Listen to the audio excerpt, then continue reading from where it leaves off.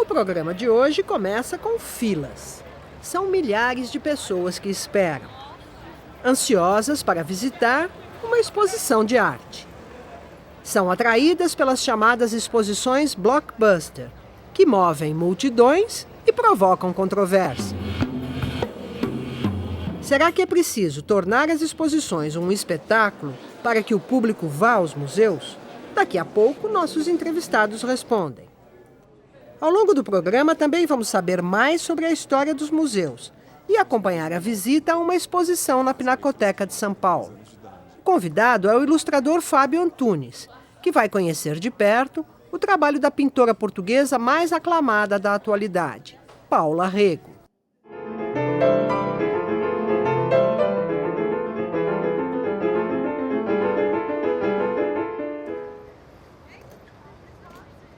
Estas são imagens da 29ª Bienal de São Paulo. Durante 2 meses, 530 mil pessoas visitaram a exposição, que em 2010 foi dedicada às relações entre arte e política. A Bienal Internacional de Arte de São Paulo foi criada em 1951, por iniciativa do empresário e mecenas Francisco Matarazzo. Foi a primeira exposição de arte de grande porte realizada fora de centros culturais europeus e norte-americanos. Hoje, a Bienal de São Paulo pretende apontar tendências do cenário artístico mundial. É considerada um dos 3 eventos globais mais importantes das artes, ao lado da Bienal de Veneza e da Documenta de Kassel, na Alemanha. Nos últimos 5 anos, a Bienal de São Paulo recebeu cerca de 2.800.000 visitantes. Com tanta gente interessada em arte, será que ainda podemos dizer que os museus atraem somente as elites? Para responder, convidamos o curador Marcelo Dantas, que tem no currículo vários sucessos de bilheteria. Uma das exposições organizadas por ele em 2010 levou 300 mil visitantes ao Centro Cultural Banco do Brasil, para ver o trabalho da alemã Rebecca Horn. Nossos outros entrevistados são profissionais da Pinacoteca de São Paulo. Ivo Mesquita é o atual curador-chefe da Pinacoteca e tem experiência na curadoria das Bienais de São Paulo. Mila Milene Chiovato, educadora de museus, é diretora da ação educativa. As pesquisas de consumo cultural, são fenômenos mais recentes e elas apontam, infelizmente, que o consumo cultural no Brasil ele é da ordem mais do âmbito privado, ou seja, a maior parte do consumo cultural é feito dentro das residências, seja com rádio e televisão principalmente. Ela não é externa, porque o externo implica em custo, e isto é um fenômeno que também já tendencia para o âmbito econômico. E num dos últimos lugares, infelizmente, está a visita a museus, e entre os museus, o Museu de Arte. Eu não acho que o museu no Brasil vive um problema de público, realmente eu não acho isso. Eu acho que a gente vive um desafio de conseguir expandir isso para fora dos grandes centros, para o resto do país, isso sim. Quando você faz uma pergunta museu, você está excluindo dessa palavra uma série de coisas que são ações. Essa daqui é uma ação museológica, mas é uma ação temporária. Então, dentro dessa pesquisa, provavelmente não se encaixaria. Então, tem um problema de deturpação. Mas, assim, o Brasil tem alguns números para instituições culturais que impressionam em qualquer lugar do mundo, né? Poucas instituições estão na casa dos 3 milhões de visitantes no mundo. O Brasil tem uma delas. Né? Você vai ter umas 10 instituições no mundo que estão dentro dessa escala. O Centro Cultural Banco do Brasil, no Rio. No fundo, eu não acho que o museu tem problemas com o público, sabe? Assim, eu acho que o museu tem que existir porque existe arte. Não estou muito preocupado com o público, sabe? Isso é uma coisa muito... Eu sei que isso é super politicamente incorreto, eu não posso falar isso publicamente. É curioso que o museu tem essa obrigação de ser um lugar popular, aberto a todo mundo. Pode ser, não estou dizendo que não possa ser, mas é curioso que se cobra isso do museu e não se cobra que os matemáticos sejam populares, que a medicina seja popular. Todo mundo dá pitaco em arte, mas ninguém dá pitaco em cirurgia, ninguém dá pitaco em direito, mas todo mundo tem opinião sobre arte. Eu quero saber por quê. Por quê? Porque todo mundo se identifica com ela, todo mundo se sente parte dela. Só que ninguém admite isso. E o museu, a arte, as exposições e a cultura têm que entender que o seu objeto de interesse é a vida. Eles precisam estar integrados com a vida comum, a vida do cidadão, a vida de todos.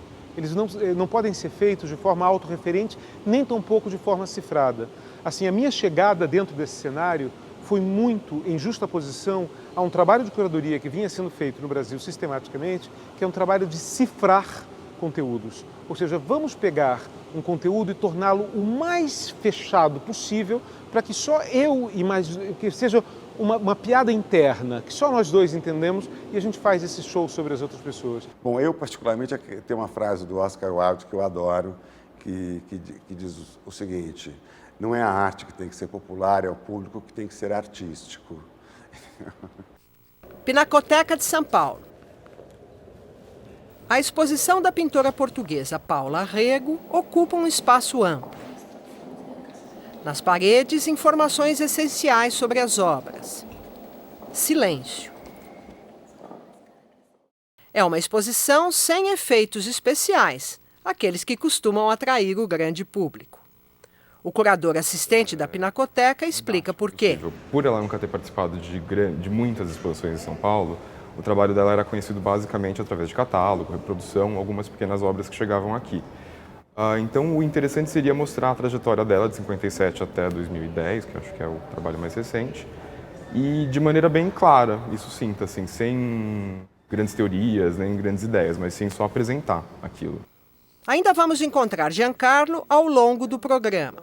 Quem o acompanha na visita à exposição de Paula Rego é o ilustrador publicitário Fábio Antunes. Que técnica ela usa aí?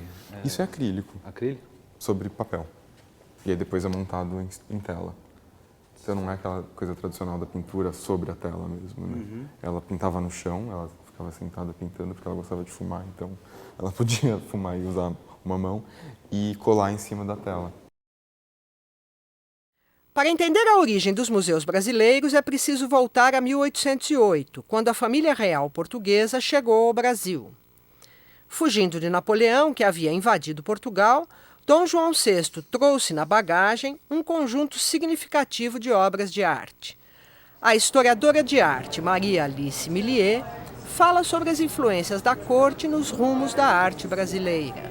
Para nós foi fundamental a vinda de Dom João. Foi a sorte grande, porque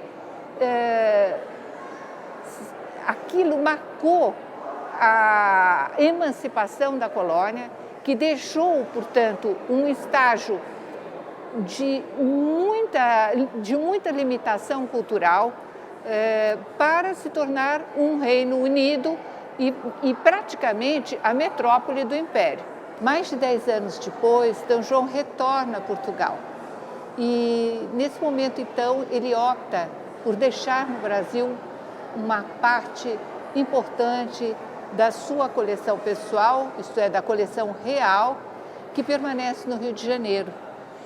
E desta coleção, então, surge o primeiro museu, que essas obras hoje estão no Museu Nacional de Belas Artes, que foi o Museu Imperial durante o tempo que vigorou o Império no Brasil, quase que até o final do século XIX.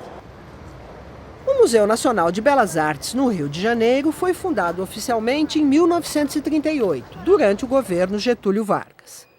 Mas é considerado o nosso primeiro museu de arte, já que abriga as primeiras coleções do país. Seu acervo inicial foi formado pela coleção que veio com Dom João VI e por trabalhos de artistas como Debré e Tonet, que fizeram parte da missão francesa, um marco na história da arte brasileira. Eles eram antigos funcionários do governo francês e serviam no período de Napoleão Bonaparte. Então, acabou que eles ficaram desempregados com a queda de Napoleão e procuraram novas posições, até aceitando se deslocar para uma região basicamente desconhecida ou muito diferente do que era o ambiente parisiense né, no século XIX. O que eles trouxeram para cá? Eles trouxeram para cá um ensino acadêmico em que haviam cadeiras com matérias muito específicas, a pintura, a gravura, a escultura, havia também quem trabalhasse moedas, uma série de cadeiras e disciplinas que já eram desenvolvidas assim na Europa, mas aqui não havia nada de similar em matéria de instrução, de formação de um artista. Então, sob esse aspecto, foi um ganho muito grande. Mas o fato é que impôs-se um novo estilo, né? E esse estilo afetou tudo, as residências, o gosto da decoração, também chegou a mudar a forma de pintar, a forma de esculpir. Ao longo dos anos, o acervo do Museu Nacional de Belas Artes foi se ampliando. Hoje são 16 mil peças a integrar o acervo mais importante de arte brasileira do século XIX. Todos os dias, cerca de 300 pessoas, especialmente estudantes, percorrem suas galerias para conhecer as origens da arte brasileira. Voltamos à Pinacoteca. Nosso convidado, o ilustrador Fábio Antunes, faz muitas perguntas ao curador assistente Giancarlo Ranucci sobre a produção da portuguesa Paula Rego. Ela teve algum movimento, participou de algum movimento, alguma escola específica? Você poderia dizer assim que ela se encaixa dentro de uma coisa que é conhecida como a Escola de Londres, que são alguns artistas como Lucian Freud, ou então o William Coldstream, o Ewan Uglow. Mas isso porque eles estudaram no mesmo lugar e com as mesmas pessoas, mas eles não têm uma conexão muito forte, como, por exemplo, os surrealistas tinham, ou então os românticos, sabe assim? Não existe uma escola à qual ela pertence. É muito mais E acho que na arte contemporânea é muito difícil você falar sobre escola, movimento. As práticas são muito complexas, assim, muito extensas para você conseguir colocar um artista dentro de uma caixinha. Repercussão na mídia, exposições lotadas, sucesso de crítica. Sinais de que o museu conquistou um lugar importante na vida das pessoas e da cidade. Será que a fila na porta indica a formação de público? Nossos debatedores estão de volta. Então, é muito fácil atrair público. Grandes quantidades de público não é muito difícil de atrair. É só construir, por exemplo, uma exposição que seja apresentada como fundo da novela das 8 de uma grande emissora de TV. E filas vão se formar na porta, não há problema algum quanto a isso. A questão é como fazer e equalizar uma relação muito delicada, que é típica do museu, entre qualidade daquilo que você mostra, a quantidade de pessoas que pode ser aceita dentro do museu em relação à preservação dos objetos que estão aqui expostos e a qualidade de fruição daquilo que você está mostrando. Ou seja, também não adianta a pessoa chegar aqui, ficar 5 horas na fila e passar 2 segundos na frente de uma obra. E tirar uma foto na frente do celular, na frente da obra. Quer dizer, que qualidade de fruição é essa, né? A pessoa veio para ser visto vendo. Eu preciso criar um programa que vai estar na revistinha do final de semana, que a minha concorrência é com o cinema de Hollywood, a minha concorrência é com o restaurante, com o show que vai acontecer na cidade, com o parque, com o teatro. É com essas pessoas que eu estou concorrendo. Eu não estou concorrendo com outros museus, eu estou concorrendo como um programa.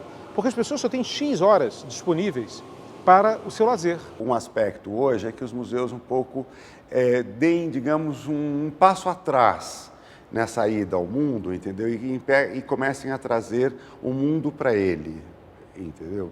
No sentido, mas só que o mundo dele, me parece que nessa mesmo em busca de estratégias de diferenciação dos Kunsthallen, dos centros culturais, das galerias, criar esse espaço. Qual é a diferença? Parece que uma das diferenças é o silêncio. Que você tem um lugar onde esse tempo parece que passa a se arrastar e que é esse tempo da contemplação. É um tempo diferente do tempo lá fora. Voltamos à Pinacoteca. Eu vejo ali as sombras, as luzes são mais planas, né? Aqui já começa a ter mais... Porque a técnica muda, ela começa a usar pastel também. Ah, é pastel. Então não é isso. mais, ela não tem mais o pincel como meio, ela usa o pigmento em si mesmo. É como se ela estivesse desenhando com a mão, com um pigmento puro E vai na fazendo mão. várias camadas, né? Muito bom. E aqui também, assim, ela se transforma na técnica preferida dela, o pastel. Ah, tá. Todinho de pastel? Tudo pastel, só pastel. E mesmo assim, a dimensão desses trabalhos é muito engraçado, porque pastel é uma coisa que a gente geralmente imagina como sendo pequeno. Um A4 ali, por aí. Enquanto que esses trabalhos são absolutamente monstruosos, né? E ficam Nossa. maiores ainda. Deve ter gastado muito pastel. Não é? Só de ir. E ela deve ir fazendo sobreposição para ir dando os tons que ela gosta. Ah, não, sim, claro. É só a gente dar uma olhada aqui, a gente vê quanta cor, assim. É. E como... Sensacional. Da riqueza mesmo da cor. De um lado, os museus onde reina o silêncio, a contemplação, com seus acervos extensos, e a necessidade de preservação. De outro, as exposições temporárias, que fazem furor na mídia, têm orçamentos milionários e um público ávido por novidades. Será que esses dois mundos são assim tão distantes? Para iluminar esta questão, a equipe da Univesp TV foi até o Rio de Janeiro. Nosso primeiro destino é o MAM, o Museu de Arte Moderna. Cercado por jardins criados por Burle Marx, o prédio projetado por Afonso Eduardo Reide nos anos 50 integra arte e paisagem carioca. Luiz Guilherme Vergara é o coordenador do Núcleo Experimental de Educação e Arte do MAM. Um dos focos de seu trabalho é a ressignificação dos museus. Você tem as ocupações dos museus cada vez mais se deixando levar pelas exposições temporárias e não ter investimentos em pesquisadores, né, na própria história do seu acervo, nos próprios relatos. Do artista estar vivo ainda. Você tem obras aqui do Cildo Meirelles, né, tem obras aqui de artistas vivos que você pode ir lá, telefonar para o artista, vem aqui para fazer uma conversa, como é que você fez essa obra? Tá? Tem um bairro aqui, e aí você cria a história presente. Então, eu só queria colocar essa posição que não seja uma posição de dicotomia, né? Isso ou aquilo. Não é um museu sarcófago, tá? Mas essa conjugação que possa educar a economia. Tá? Você colocar balizamentos para uma sede do mercado. Então, os museus têm esse compromisso de geografia, de contrapor. Então, não ficar sujeitos a essa economia da novidade, a economia do evento, a economia do espetáculo. O debate esquenta na ponte aérea. De São Paulo, chegam as respostas do curador Marcelo Dantas e do diretor do Museu de Arte Contemporânea, Tadeu Chiarelli. Nós vivemos, sim, uma sociedade de espetáculo e só faltava uma instituição como o museu aderir de uma maneira tão acrítica a essa espetacularização. Você está entendendo? Quer dizer, eu acho o seguinte, que se você é importante para o público que fique claro a todo momento o que é o museu e o que significa aquela exposição dentro daquele museu com aqueles objetos. É uma forma de conscientizar o público e não de banalizar, porque é subestimar o público. Criar aqueles cenários maravilhosos, que sai chuvinha, né, que está fazendo uma exposição, uma visita a uma exposição com pinturas que foram realizadas na Amazônia. Então tem um vapor d'água. Show, cara, entendeu? Não quero sentir artificialmente o vapor da floresta amazônica em São Paulo. Sabe, isso é mentira, isso é... Eu sou muito refratário. Nós estamos numa sociedade pautada, de certa forma, pelo espetáculo. Agora, atenção, isso não exclui a possibilidade, ninguém está excluindo a possibilidade de você fazer uma exposição de gravurinhas pequenininhas, isso não exclui, mas apenas é que isso vai ter sempre essa relevância. A nossa missão é tentar expandir essa fronteira para todo um território que está inexplorado. Eu quero aquelas pessoas todas que nunca vieram a museus, entrem em contato com arte contemporânea, entrem em contato com arte de qualidade. Mas para isso eu preciso utilizar de recursos que são os recursos que essa cultura produz que entre eles estão, sim, o espetáculo. E eu não vejo problema nenhum em você utilizar toda e qualquer linguagem. As artes são livres. As artes não podem ser engessadas, elas devem poder flertar com todas as linguagens. O espetáculo é parte disso. Por muito tempo, desde a abertura do Louvre em 1793, os museus foram frequentados apenas por especialistas e pelas elites. Os acervos e exposições traziam somente artistas consagrados, que alcançavam reconhecimento ao longo da vida. Mas em 1929, a fundação de um novo museu em Nova York contribui para mudar esse cenário. O Museu de Arte Moderna, o MoMA, como é mais conhecido, foi fundado poucos dias depois da quebra da Bolsa de Nova York. Mesmo em plena crise econômica, a iniciativa dos ricos patronos das artes foi mantida. Estava criado o primeiro museu privado de arte dos Estados Unidos. O MoMA não só ele é um museu que provém da iniciativa privada, como ele se mantém privado, né? Ele tem, portanto, absoluta autonomia com relação àquilo que se poderia dizer uma política oficial, né, da cultura, né? E isso ele consegue como?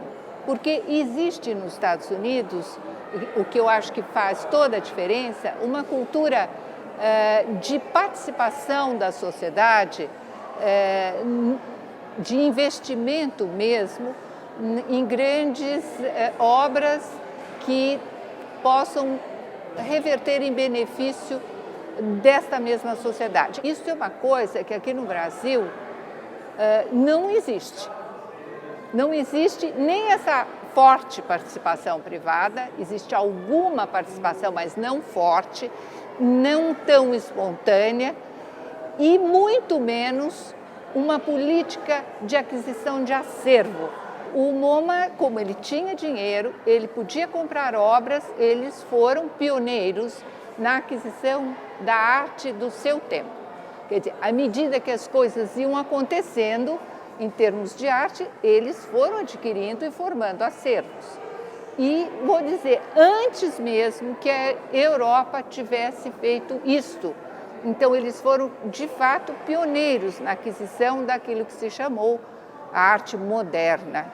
Em poucos anos, o MoMA, que começou em um prédio alugado com apenas 8 pinturas emprestadas, tornou-se um sucesso de público.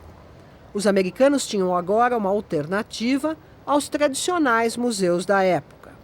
Eles persistiram e criaram também um outro tipo de museu, que o MoMA não foi criado para ser unicamente uma pinacoteca, quer dizer, um museu dedicado à pintura, mas ele já lançou um novo conceito, que era aquele museu justamente aberto para outras manifestações artísticas e manifestações sempre avançadas, como, por exemplo, o design mais moderno, mais avançado, o cinema, né, que sempre foi uma preocupação do MoMA e ele sempre teve o seu cinema. Na Europa não havia nada de parecido e eu acredito que só vai acontecer na Europa isso muito depois, por exemplo, com o Beaubourg. Na Pinacoteca, o ilustrador Fábio Antunes chega ao fim de sua visita à exposição de Paula Rego e descobre por que o trabalho da artista é considerado tão especial. Ela é uma das poucas pessoas hoje em dia que ainda consegue desenhar a partir do modelo vivo de maneira relevante. Ela, Lucian Freud e mais umas 2 pessoas. E é uma maneira de desenhar que está perdendo a força, assim. Acho que isso não é mais ensinado direito. Tá. Mas ao mesmo tempo em que isso não é ensinado direito, ela consegue dar uma relevância para isso no mundo contemporâneo. Não é um trabalho cansado, não é um trabalho velho, eu acho. Ele fala sobre as coisas mais básicas do ser humano de maneira relevante para a gente. E eu acho que é por isso que ela é a Paula Rego. No próximo programa, vamos falar sobre a relação entre arte e educação e tentar entender por que alguns museus são tão desinteressantes para jovens. Até lá!